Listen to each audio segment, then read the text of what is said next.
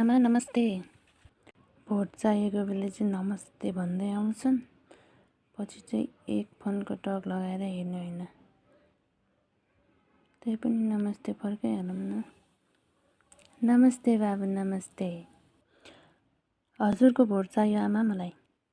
गर्ने चाहिँ के होइन, भोट चाहियो भन्दै आउँछ। ए भइहाल्छ नि बाबु। बरु भोट दिइसकेपछि चाहिँ बाबुले के गर्ने योजना छ त? ए सबै गर्छु नि आमा। पानीदेखि हजुरहरूको यहाँ पानीको समस्या देख्यो, सडक, रोजगारी सबै म ल्याइदिइहाल्छु नि।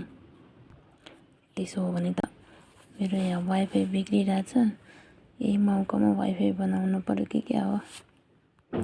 त्यसो हो भने बाबु पहिले मेरो वाइफाई ठिक पारिदिनुहोस् न त।